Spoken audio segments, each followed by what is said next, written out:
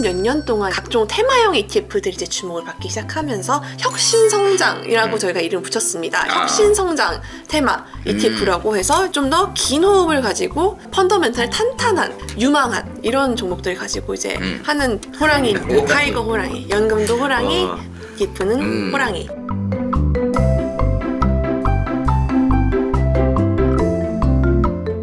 우리나라에서 상장지수 펀드 ETF가 선보인 지 올해 20년이 됐는데요. 그동안 상품도 많은 진화를 했습니다. 단순히 지수를 추종하는 상품에서부터 업종에 따라 분류된 산업군에 투자하는 섹터형 ETF, 그리고 최근에는 테마에 투자하는 테마형 ETF까지 다양한 상품들이 출시되고 있는데요.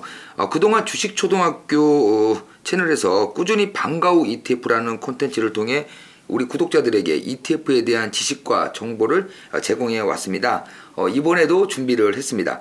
바로 올해 ETF 시장에서 가장 핫한 테마형 ETF입니다. 도움 말씀 주실 분 모셨는데요.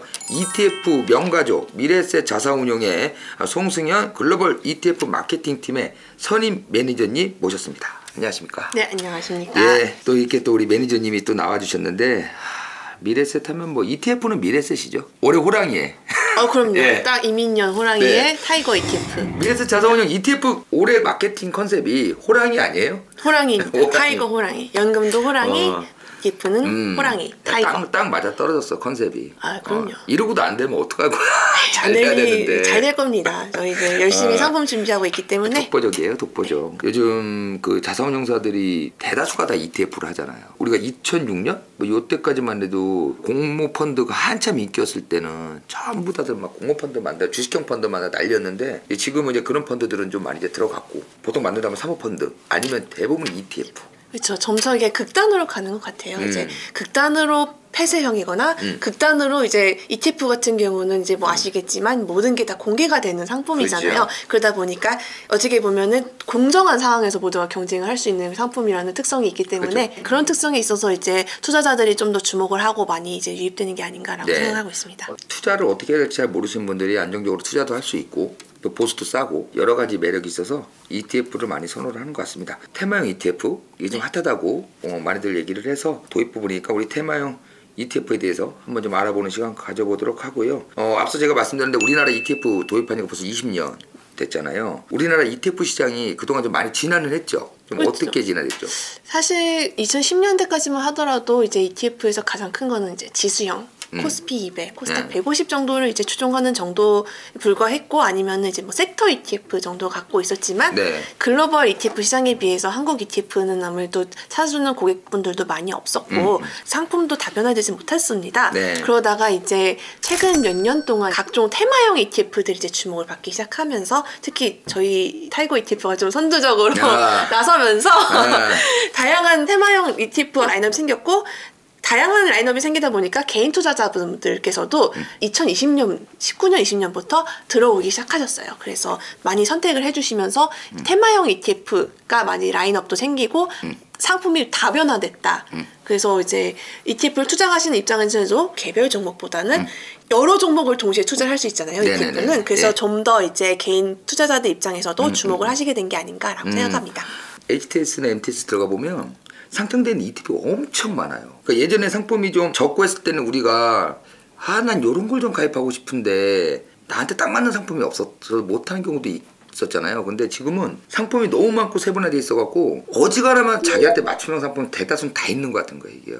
나는 이게 개별 종목으로 주식하기가 조금 그렇다 하시는 분들은 그냥 들어가서 ETF 상품 쭉 한번 보시고 거기서 나는 요거에 맞는 것 같다 이런 거 한번 이렇게 들어가 보시는 것도 나쁘지 않겠다. 네, 매우 괜찮은 선택이라고 생각합니다. 뭐 이따 말씀드리겠지만 특히 ETF, 테마형 ETF 같은 경우는 특정 테마를 영위하는 기업들을 모아놓은 포트폴리오인 거잖아요. 근데 이게 개별 종목을 하다 보면은 그 개별 종목만이 가진 리스크에 노출되기 쉬워요. 왜냐면은 뭐 경영적인 이슈가 있을 수도 있고요. 뭐 기업 고유만의 이제 리스크가 있을 수 있는데 여러 개 기업을 모아두면은 그 테마에 대해서는 투자할 수 있으면서 기업 리스크에 대해서는 어느 정도 회피할 수 있거든요. 그렇기 때문에 이제 좀 더 ETF를 많이 찾아주시는 게 아닌가라고 생각을 하고 있습니다. 맞습니다. 이번에 이제 테마 ETF에 대해서 좀 알아보려고 하는데 먼저 우리가 이제 테마라고 하면 이 주식시장에서는 보통 안 좋은 인식이 좀 있죠. 그렇죠. 그래서 이제 저희도 기존에 사실 테마형 ETF를 맨 처음에 도입을 했을 때 그래서 이 테마라는 안 좋은 인식을 어떻게 타개를 해나가야 되는가라는 그런 고민을 사실 많이 했던 것도 사실입니다. 아무래도 이게 과거 테마 투자 같은 경우는 특정한 이슈가 있었고요. 그거에 대해서 이런 테마에 대해서 이런 종목들이 수혜줍니다 라고는 하지만 그거에 대한 근거가 사실 명확하지 않았어요. 또 당연히 뭐 펀더멘털하고 상관없는 이슈가 많았기 때문에 투자 기간이 짧은 편이었고요. 실체가 없는데 또 아시잖아요. 여의도 이렇게 소문 빠른 거. 그죠. 근데 실체 없는 가운데서 소문이 쫙 퍼지다 보니까 오히려 이제 주가 조작이나 이런 데 범죄에 이용되는 경우도 많았어요. 근데 하지만 저희들이 얘기하는 이제부터 이제 다루고자 하는 테마 ETF는 그런 테마가 아니라 혁신성장이라고 저희가 이름 붙였습니다. 혁신성장 테마 ETF라고 해서 좀 더 긴 호흡을 가지고 펀더멘털 탄탄한 유망한 이런 종목들을 가지고 이제 하는 ETF가 이제 혁신성장 ETF입니다. 이제 테마라는 게 우리가 이제 테마주 투자라고 하면 이제 어떤 산업의 테마에 투자하는 건 그나마 나은데 최근에 대선이 있었잖아요. 아, 그렇죠. 예, 정치 관련주들이라든가 이런 것들 있잖아요. 네. 그냥 뭐 내용은 없어요. 누구누구 후보 관련주, 누구누구 맞습니다. 후보 관련주 이렇게 뜨는데 솔직히 그런 기업들은 그분이 직접 대통령 되면요 다 수혜는커녕 나가리 되는 종목 기업들이에요. 더 수혜를 못 봐요. 왜냐면은 나라 상황이 그래요. 그 바보가 아닌 이상 자기 수혜주로 거론된 기업을 잘해줄 이유가 없는 건데. 그렇죠. 사실 요새 같은 시대에 더더욱. 근데 이게 그렇죠. 예전부터 그런 식으로 뭐 관련 기업 하면 그냥 다 막 오랐다 내렸다 이렇게 하잖아요. 근데 그 중에서 소위 말해 돈을 많이 까먹고 나오신 분들도 있고 뭐 주식 처음 하신 분들은 막 큰 돈 넣었다가 손실 크게 보시고 막 다시는 주식 안 한다고 하신 분들도 많이 계셔갖고 테마라는 인식이 그렇게 안 좋은 건데 ETF에서 하는 테마는 혁신성장에 투자하는 ETF라고 테마라고 하셨잖아요. 이거 미래세에서 만든 용어예요? 아니면 원래 이 용어가 있습니까? 테마 투자라는 용어는 여러 투자업계에서 만든 거고 혁신성장이라고 붙인 거는 저희가 최초입니다. 그러니까 내가 혁신성장 테마는 내가 처음 들어봐서 그래서 원래 있던 말인가? 해갖고 잘 몰랐는데 그렇다면 혁신성장 테마 투자가 과연 무엇인지 좀 설명 좀 해주세요. 테마 투자의 정의는 운용사마다 조금 어휘를 다르게 쓰기는 해요. 근데 결국 맥락은 같은 맥락이라 보시면 됩니다. 일단 맨 처음에 글로벌엑스 미국 운용사죠. 미국에서 글로벌엑스에서 정의한 테마 투자에 대해서 이제 간단하게 말씀드리면 테마 투자란 장기 관점에서 향후 강력하고 파괴적인 거시적 트렌드를 예측하고 해당 트렌드의 현실화되는 과정에서 수혜를 입을 수 있는 종목에 투자하는 것을 이제 테마 투자다라고 하고 있고요. 블랙락 같은 경우는 테마 투자란 특정 기업이나 섹터가 아닌 예상된 장기 트렌드에 투자하여 투자자들로 하여금 산업 전체를 바꿀 수 있는 구조적 변화에 접근할 수도 있도록 해주는 전략이다 라고 했습니다. 또 피델리티는 투자자들이 장기적인 아이디어와 투자 트렌드에 투자함으로써 경제, 기술, 사회적 변화의 영향에 의해 생긴 잠재적 기회를 잡을 수 있는 기회를 제공하게 해주는 전략이다 라고 하는 것입니다. 그래서 용어는 조금씩 다릅니다만 결국은 장기적인 아이디어로 구조적인 사회 기술적인 변화에 투자할 수 있게 해주는 전략이 테마 투자다. 그래서 저희는 혁신성장 테마 투자다라고 정의를 하고 있습니다. 아, 테마 투자도 여러 가지가 있을 거예요. 예컨대 보면은 나쁘게 말하면 단기적인 이슈 있잖아요. 요 사이에 잠깐 뜨는 이슈에 딱 쫓아서 들어가는 그런 테마가 있을 것이고 혁신성장 테마라는 거는 향후 장기적으로 미래에 좀 뜰 수 있는 예컨대 성장성이 있는 사람들을 미리 테마를 접근을 해서 투자하는 걸 이제 혁신성장 테마 투자라고 이제 말할 수 있는 거고 그렇다고 한다면 그런 걸 미리 이제 선점하는 게 굉장히 이제 중요하잖아요. 왜 테마 투자를 해야 하는가 결국 이제 수익률 문제도 연결이 될 텐데 그 부분은 왜 투자를 해야 됩니까? 일단 제가 말씀드린 장기적인 관점에서 봐야 된다고 했잖아요. 투자의 정성은 결국은 장기 투자지 않습니까? 근데 장기적인 관점에서 이렇게 구조적으로 성장하는 테마는 최근에 이제 시장에 보시면은 사이클이 많지 않습니까? 변동성이 되게 심했잖아요. 이런 장세에서도 장기적으로 이겨낼 수 있는 이슈이기 때문입니다. 테마 투자는 그런 힘을 갖고 있기 때문에 이제 혁신성장 테마를 가져야 된다라고 생각을 합니다. 왜냐하면은 장기적인 시간에 걸쳐서 결국은 혁신성장 테마라는 것은 결국은 우상향 기조를 그리고 있는 이제 역사적으로도 그래왔고 앞으로도 그래올 것이기 때문에 혁신성장을 테마를 미리 초기 국면에서 알아보고 오랫동안 들고 가야 된다는 것이 이제 저희 생각입니다. 결국은 미리 이제 알아야 되는 건데 네. 참 모든 거를 미리 안다는 게 쉽지가 않잖아요. 그렇죠. 제가 예전에 수년 전만 해도 제가 그 에코프로라는 기업을 제가 한번 출입을 했었던 적이 있는데 양극할 물질 뭐 이런 걸 이제 만드는 회사란 말이에요. 네, 배터리에 양극재. 들어가는 이게 뭔 소린지를 제가 모르겠는 거예요. 그리고 이걸로 먹고 살까 이 생각도 들 정도였는데 이게 나중에 전기차 테마가 붙기면서 엄청나게 성장을 했단 말이죠. 그러니까 그 당시에는 미래 성장 산업 예측하기가 굉장히 이제 쉽지가 않은 거예요. 근데 어느 순간 보면은 야 이게 미래 먹거리네라고 하는데 보면 이제 어느 정도 이제 올라와 있는 상태인 거잖아요. 야 그런 거 보면은 미리 이런 것들을 좀 알아놓는 것도 상당히 도움이 되죠. 도움이 되죠. 네네네. 근데 이걸 이제 감으로 알아야 되냐, 아니면은 그냥 공부를 해야 되냐, 네. 누군가의 조언을 계속 들어야 될 텐데. 그쵸. 그런 문제는 좀 있어요. 그런 부분을 항상 생각하는 게 어려웠어요. 그래서 네. 어떤 이제 종목이 그죠. 이제 많이 나가야 되나, 어떤 테마로 항상 특히 애널리스트 같은 경우는 이제 주기적으로 작성하는 레포트가 그죠. 있잖아요. 월보가 됐든 다음 해 연간 전망이 됐든 그런 전망을 쓸 때 이제 내년에는 무슨 테마로 어떤 종목이 잘 나갈까 고민을 할 수밖에 없었던 상황이었던 것 같아요. 항상 이거는 사실 고민을 하다가 저는 기술 수용 곡선이란 거를 그냥 뭐 학교 다닐 때나 배웠지 여기 와서 미래에셋 자산 그죠, 운용에 그죠. 와가지고 이제 약간 좀 실제로 체득할 수 있었던 것 같아요. 그래서 보면은 그 아까 얘기했듯이 에코프로 같은 경우도 맨 처음에 전기차 그 양극재 네. 냈을 때 주목 못 받았잖아요. 네, 전기차 뭐 언제 이게 발전될 네, 줄 그렇죠. 알고 얼마 될 줄 알고 했는데 지금 길가에 돌아다니는 차들 보면은 그렇죠. 전기차 심심치 않게 엄청 보이잖아요. 많죠. 초기 국면에는 아무도 모르다가도 이렇게 살짝 올라가는 기술 수용 곡선을 치면은 이제 에코프로는 이렇게 보면 혁신가예요. 아무도 잘 모르지만 언젠가는 될 것 같지만 언제 될지 모르는 이런 종목들인 거죠.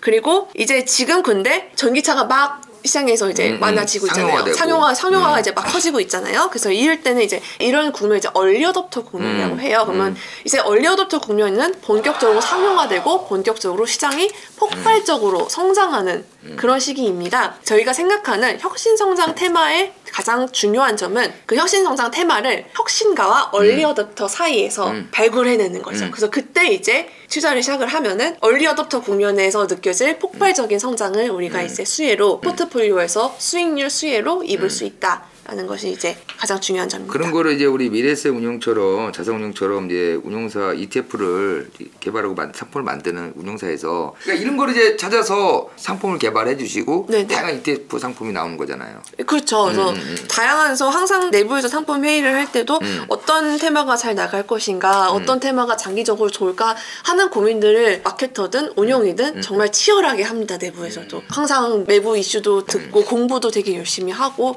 기술에 대해서도 이제 저희도 애널리스트 분들의 얘기도 듣고 하는 식으로 항상 업데이트 되어 있습니다. 이 테마를 발굴하기 위해서요. 그렇죠. 그래서 다양한 상품들이 좀 나올 수 있는 건가 아닌가 싶어요. 저희가 뭐 현지 이제 법인들도 있고 하다 보니까 이제 현지 운영하시는 분들 또 글로벌 운영하시는 분들이 많기 때문에 이런 분들 인사이트를 많이 지금 참고를 하기도 하고요. 네. 서로 저 내부에서 보면은 이제 정말 많은 회의를 통해서 아이디어를 교환하고 인사이트를 교환함으로써 이제 상품 아이디어도 얻는 것 같습니다. 그렇죠.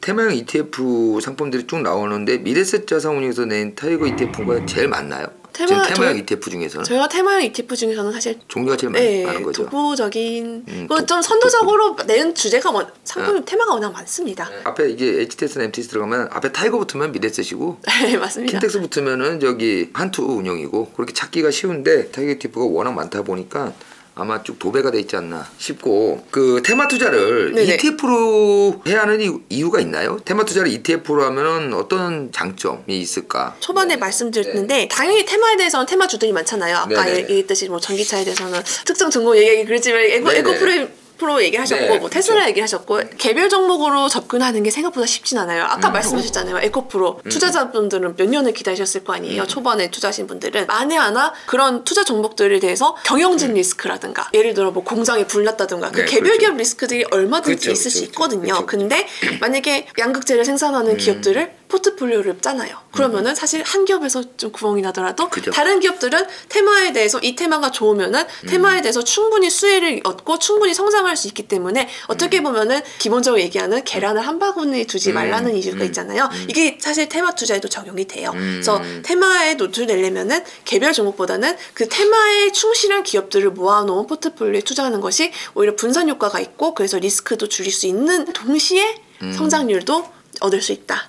그렇기 때문에 이제 테마 투자도 개별 종목보다는 ETF에 하시는 것이 바람직하다. 그리고 이거는 좀 사견이긴 한데 네네네. 개별 종목 중에서 사실 해외 투자를 보면 전기차 중에서 테슬라 있었고 네네네. 이비즈에서 아마존 있었잖아요. 네네. 근데 이 종목들이 사실 주식 분할을 하기 전에 한 주당 너무 워낙 비싸지 않았습니까? 그거 비싸죠. 근데 ETF는 그보다 훨씬 더 이제 저렴한 가격에 해당 종목들에 대해서 이제 접근을 할 수가 있잖아요. 그럼 여러 가지 좀 접근 방법을 제공한다는 측면에 있어서 테마 투자에 있어서 이제 ETF가 좀 좋다. 그 향후 미래 성장을 담보하는 기업들이라고 하지만 어떻게 보면 또 향후 미래 얘기잖아요. 그렇다 보니까는 당장의 주가가 좀 이렇게 흔들릴 수도 있고, 물론 주식의 같은 업종에는 1등주도 2등주도 있고 3등주도 있고 다 존재를 하니까. 근데 보통 사람들이 뭐 1등주로 샀다고 해서 1등주만 잘 갈 수 있는 건 아니잖아요. 그렇죠. 그게 또 못 갔을 때 백업해주는 또 기업들이 있어야 되는데, ETF 같은 경우에는 그런 것들을 여러 가지를 이제 다 선별을 해서 업체들 넣어놓다 보니까 아무래도 좀 리스크가 적겠죠. 투자 리스크가. 그런 장점이 좀 있을 수 있고, 계란을 한 바구니에 담았다가 다 깨지니까. 네. 그렇습니다. 그거는 도박이죠. 나눠서 넣어서 안전하게 또 지킬 건 지키고 수익을 낼 수 있는 건 낼 수 있게끔 만들어주는 그런 장점이 있겠다. 근데 보통 이제 우리가 테마 투자에 대해서 많이들 좀 오해를 하는 게 수익률과 성장주를 같이 좀 착각을 하시는 분들이 있는 것 같아요. 네네네. 쭉 수익률이 나면은 이게 성장주다는 생각을 하는 것 같은데, 그러다 보니까는 테마 투자에 대해서 생각하는 게 성장주에 좀 많이 좀 편중돼 있는 게 아니냐, 이런 오해들도 좀 하거든요. 그렇죠. 사실 저도 처음에는 그렇게 생각을 했었습니다. 작년에 주목받은 섹시 테마들 보면 사실 대부분이 전기차라든가 메타버스라든가 네네. 약간 좀 성장주 성격이 강한 테마들이 많았잖아요. 네네네네. 근데 결론부터 얘기하자면 사실 혁신성장 테마라고 해서 모든 게 다 성장주에 편중되지는 않다라고 네. 보고 있습니다. 왜냐면은 혁신성장이라는 게 기술성장만 의미하는 게 아니거든요. 그죠. 사회적 변화도 혁신성장의 일종일 수 있고요. 뭐 인구 변화라든가 뭐 정책 트렌드, 각종 우리가 느낄 수 있는 사회 경제적 트렌드 역시 혁신성장의 원인이 동인이 될 수 있어요. 그렇기 때문에 예를 들어 뭐 구조 변화나 이런 거에 있어서는 성장주가 아니라 우리가 생각하는 일종의 뭐 가치주, 시클리컬주 역시 혁신성장 테마의 범주에 들어갈 수도 있습니다. 예컨대 재작년 같은 이제 미국의 사례긴 하지만 네. 바이든 행정부가 이제 등장했잖아요. 네네네네. 그런데 바이든 행정부가 제일 중요하게 걸었던 공약 중 하나가 2조 달러짜리 인프라 투자 정책을 네. 하겠다 했었잖아요. 그래서 이제 인프라주에 대해서 종목이 굉장히 많이 올랐습니다. 근데 우리가 생각하는 인프라주는 생각해보면 다 유틸리티라든가 건설이라든가 그동안 전통적으로 알고 있었던 시클리컬 가치주에 가까운 종목들이 더 많지 않았습니까? 그래서 이런 종목들도 근데 혁신성장 테마 범주에서 주목을 받고 장기적으로 볼 수 있다라는 것이 이제 테마 투자의 정의예요. 그래서 각 운용사들도 혁신성장 테마 투자를 상품을 내놓는 운용사들도 그래서 테마를 분류하는 데 있어서 다 성장주 일색으로 하지 않았습니다. 예컨대 글로벌엑스 같은 경우는 혁신 성장 내에서도 파괴적 기술적인 투자가 있고요. 네. 또 이제 뭐 인구 및 사회 구조 변화에 따른 성장이 기대되는 테마가 있고요. 또 하나는 이제 물리적 환경. 예를 들어 최근 들어서 이제 환경에 대한 이슈가 많이 커졌잖아요. 뭐 탄소 중립이나 이런 거에 있어서 발맞춰서 기술을 개발하거나 정책에 수혜를 입을 수 있는 그런 테마들을 이렇게 발굴하는 데 집중을 하고 있고요. 피델리티 같은 경우도 이제 혁신 파괴뿐만 아니라 메가 트렌드라는 예를 들어 뭐 MZ세대 소비라든가 네네네. 이런 식으로 사실 구조적으로 사실 MZ세대나 이런 차세대 소비 트렌드 같은 경우는 단기적으로 일어나는 변화가 아니라 수십 년에 걸쳐서 일어나는 변화잖아요. 그래서 이런 사회적 변화까지 이제 캐치하는 것이 테마 투자다라고 보시면 될 것 같아요. 혁신이라고 해서 무조건 돈을 잘 벌고 회사가 네네. 실적이나 이런 것들로만 쭉 올라가는 그런 성장이 아니라 환경이 될 수도 있고 지배 구조가 될 수도 있고 그 기존의 틀을 깨고 혁신을 이루는 그런 기업들을 쭉 모아놨을 때 그런 것들도 이제 우리가 보통 성장주라고 이제 말할 수 있다. 네네네. 예. 그러니까 이게 우리가 보면은 아까 전에 성장주도 그렇고 테마라는 용어도 그렇고 너무 한 정의에 이게 우리가 좀 틀이 박혀 있어갖고 생각이. 근데 보면은 이제 그런 용어에서 또 다른 의미를 부여하고 다른 의미를 또 이제 해석을 한 거죠. 아까 네네. 테마라는 것도 그렇고 성장주도 이제 우리가 마찬가지라는 생각이 드는 거고 그러다 보면은 상품 자체는 무궁무진할 거고 성장이라는 게 발굴하기에 따라서는 섹터가 여러 가지잖아요. 아까 그렇죠. 말씀하신 대로 적어도 ETF 테마 투자에 대해서 투자를 하시는 분들은 오해를 하지 말으셔야 되는 게 게 성장주가 그 성장주만은 아니다. 그렇죠. 보통 시장에서 그 기존 투자자분들이 아셨던 성장주 같은 경우는 밸류에이션이 높다. 어떻게 보면 아직까지 매출에 비해서 이익이 정확히 나진 않지만 언젠가 이익이 날 것이다라는 기대감으로 투자를 하는 게 이제 성장주잖아요. 그죠. 근데 혁신성장 테마 같은 경우는 이제 장기적으로 봤을 때 이제 트렌드에 부합을 한다. 그래서 트렌드에 부합을 해서 수혜를 볼 수 있는 종목들이다라는 점에 있어서 그러니까 밸류에이션하고는 어떻게 보면은 크게 상관이 없을 수도 있다. 저희가 앞으로 테마형 ETF에 대해서 총 10회에 걸쳐서 한번 이제 얘기를 쭉 나눠볼 건데 오늘은 이제 도입 부분이라고 이제 생각을 하면 되는 거고 테마 ETF가 뭐다라는 정도만 잠깐 이제 맛배기로 보여드린 거고 앞으로는 각 테마에 대해서 이제 아마 쭉 저희가 이제 한번 얘기를 해볼 거예요. 아마 ETF는 지금 투자하시는 분들이 워낙 많다 보니까 궁금하신 분들도 굉장히 많을 거거든요. 그래서 궁금하신 것들 댓글 남겨주시고 하면은 우리 또 매니저님이 잘 설명해 주실 거고 저는 잘 모릅니다. 제가 설명하는 것보다는 매니저님이 설명해 주시는 게 훨씬 더 좋을 것 같고 그래서 앞으로 좀 재밌게 쭉 풀어나가 보면서 테마 ETF에 투자하고 싶으신 투자분들이 좀 정확히 알고 제대로 좀 투자하셔가지고 좋은 또 수익률을 얻기를 또 저희가 바라야 되잖아요. 앞으로 우리가 또 10회 동안 매니저님 잘 한번 설명을 해서 시청자분들한테 좋은 정보 드릴 수 있도록 하시죠. 저도 이제 좋은 테마 열심히 공부해 와서 많이 불러주시면 저도 와서 더 늘어가다가 1년 하는 거 아니야? 계속 늘어나서 오늘 설명해 주셔서 너무 감사하고요. 다음 녹화 때 뵙도록 하시죠. 감사합니다. 네, 불러주셔서 감사합니다. 네, 고맙습니다. 감사합니다.